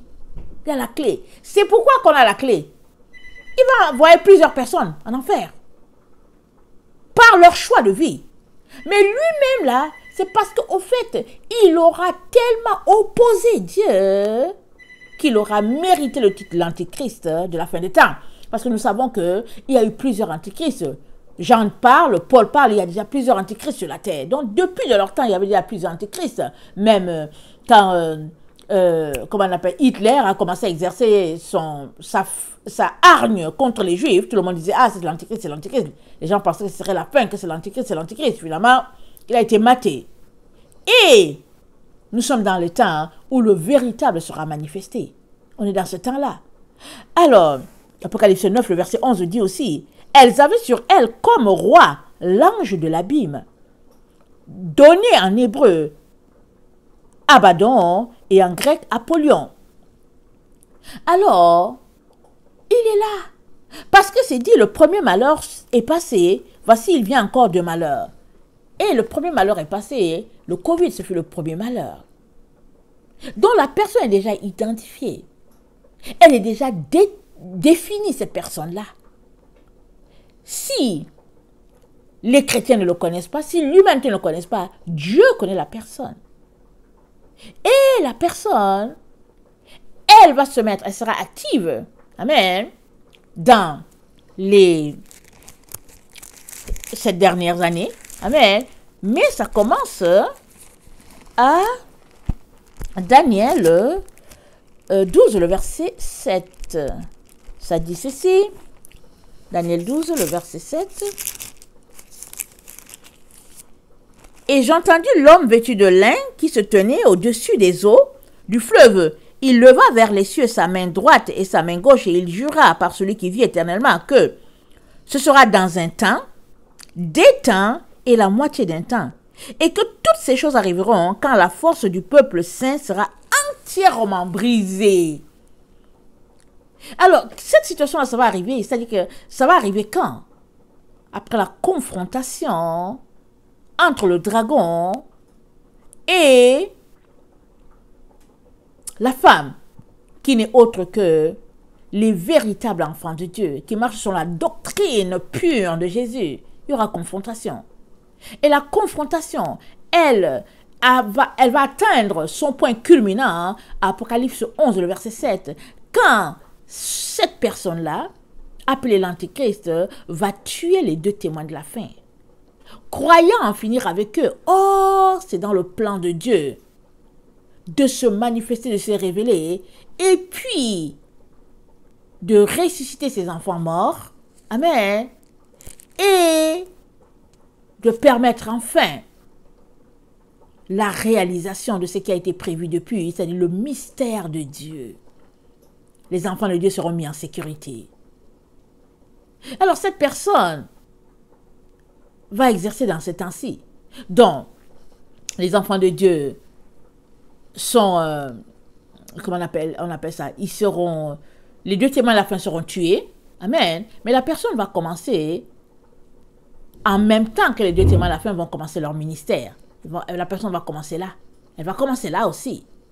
Donc, il est très très important que là où tu es là, ou bien là où nous sommes là, il est très important que si nous n'avons pas encore décidé, si nous sommes là encore tergiversants, que nous sommes maigres dans notre foi, nous sommes timides dans notre foi, voyons, ça c'est le mot que je voulais dire, si nous sommes timides dans notre foi, plus que jamais, il est très important que nous nous positionnons pour Jésus, pour la vérité.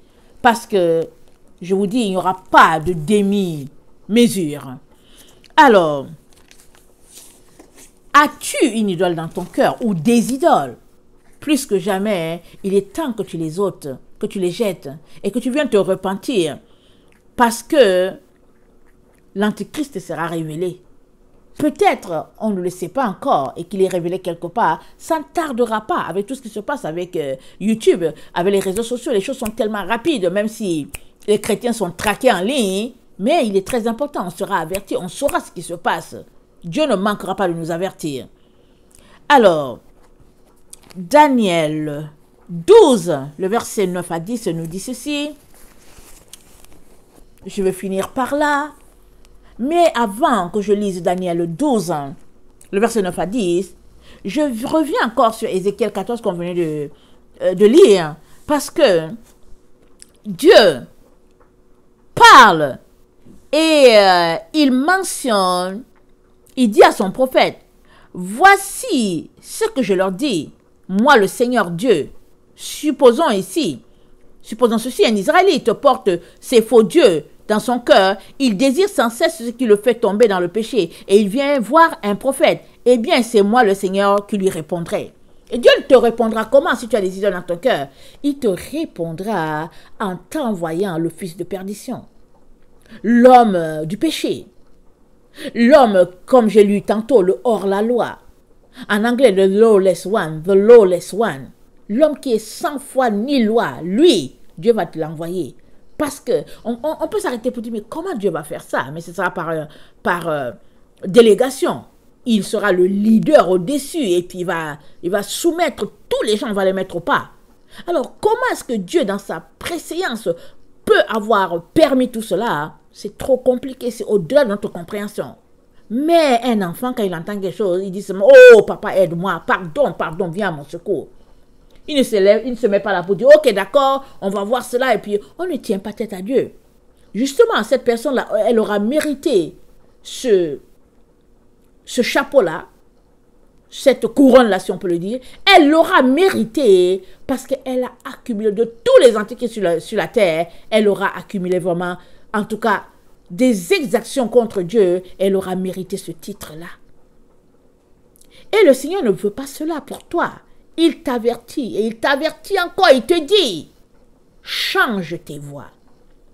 Et le plus rapidement, ne tarde pas, ne traîne pas. Plus que jamais, change tes voies. Et c'est maintenant. Et il faut agir. Alors, Daniel 12, le verset 9 à 10, ça dit ceci. Va Daniel, car ces paroles seront tenues secrètes et scellées jusqu'au temps de la fin. Plusieurs seront purifiés, blanchis et épurés. Les méchants feront le mal et aucun des méchants ne comprendra. Mais ceux qui auront de l'intelligence comprendront. Depuis le temps où cessera le sacrifice perpétuel, et il sera dressé l'abomination du dévastateur, il y aura 1290 jours. On va s'arrêter là. Dit les méchants, ils ne vont pas comprendre. Ils ne comprennent pas les méchants. Et qui sont les méchants? C'est toutes ces personnes-là qui se seront opposées à Dieu. Même si ton opposition est toute petite, tu fais partie des méchants. Même si ce que tu fais, ce n'est pas significatif à tes yeux, tu feras partie des méchants puisque tu refuses de marcher sur la parole de Dieu. Alors c'est dit que de ce groupe-là, personne ne comprendra. Personne. Mais, c'est dit, plusieurs seront épurés, blanchis. Mais ceux-là qui auront de l'intelligence comprendront. Qui sont ceux qui ont l'intelligence? C'est ceux qui marchent sur la sagesse de Dieu. C'est ceux qui se lèvent, qui recherchent la présence de Dieu, sa sagesse, sa direction dans toutes leurs voies. Et si nous nous rappelons, quand on a commencé notre étude tout à l'heure, on a commencé en lisant Apocalypse, on a lu 2 Thessaloniciens, c'est vrai, mais au fait, on s'est arrêté sur Ézéchiel 28, où le problème de cet homme-là, c'est sa volonté. Sa volonté lui a joué un tour. Et nous savons que Satan prophétise de son propre fond. Et c'est dit qu'il est menteur, il est père du mensonge. Et quand il parle, c'est de son propre fond. Et la Bible dit aussi que tous ceux-là qui sont conduits par l'Esprit de Dieu sont fils de Dieu. Alors, si ce n'est pas l'Esprit de Dieu qui te conduit, alors tu es en train de prouver que tu es en train de marcher selon ta volonté. Répands-toi immédiatement. Pour que tu ne fasses pas partie du même lot que l'Antichrist.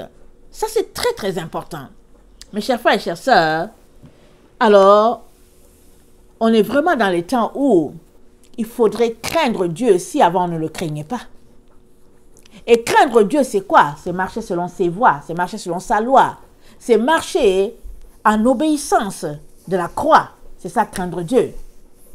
Alors, je nous encourage à nous examiner, à voir ce qui cloche et de supplier le trône vraiment de nous aider à gagner notre combat de la fin. Parce que Jésus-Christ a dit quoi?